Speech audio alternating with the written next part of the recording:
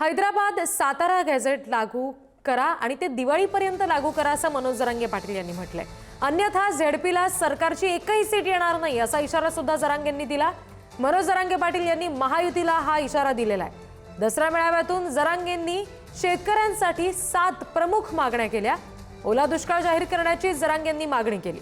जनावरं, घर, पिकं वाहून गेली त्यांना 100% भरपाई द्या असं सुद्धा जरांगे म्हणाले।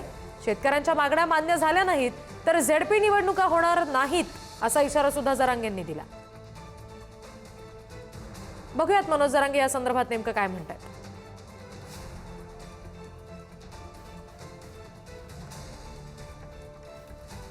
जरांगेंच्या मागण्या काय आहेत आपण बघतोय। दिवाळीपूर्वी ओला दुष्काळ जाहीर करा, सरसकट 70,000 रुपये हेक्टरी मदत शेतकऱ्यांना द्या, शेती आणि पीक वाहून गेलेल्यांना 1,30,000 द्या,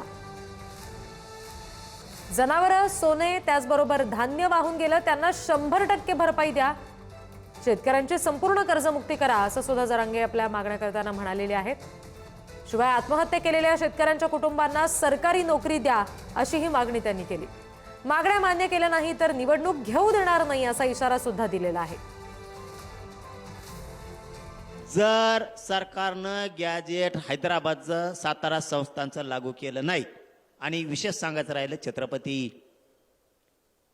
खासदार छत्रपती शाहूजीराजे महाराज साहेबांना की मी परवा सरकारला बोललोय सातारा संस्थान, औंध संस्थान आणि पुणे संस्थानचं जे गॅजेटियर घेतलंय त्याबरोबर खासदार साहेब महाराज शाहूराजे महाराज साहेब तुमच्यासाठी सांगतो की कोल्हापूरचं सुद्धा गॅजेटियर घ्यायचं सरकारनं कबूल केलंय। जर सरकारनं मराठवाड्यातल्या सगळ्या मराठ्यांना दिवाळीपर्यंत आरक्षणात नाही घातलं आणि आजपासून दिवाळीपर्यंत म्हणजे 1 महिनाभर किमान जर शेतकऱ्यांचे प्रश्न मार्गी नाही लावले तर जिल्हा परिषदला सरकारचं एकही सीट शेतकऱ्यांनी निवडून येऊ द्यायचं नाही। शेतकऱ्यांच्या मागण्या दिवाळीपर्यंत मान्य केल्या नाही तर सरकारनं जिल्हा परिषद, नगर परिषद निवडणुका घ्यायच्या नाही, नसता बॅलेट आमच्या गावात आम्ही लावून देणार नाही।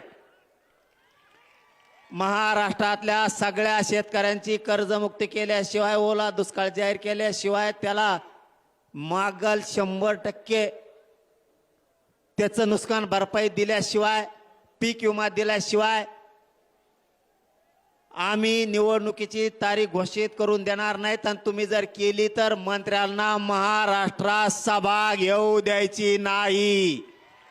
ठरलं का?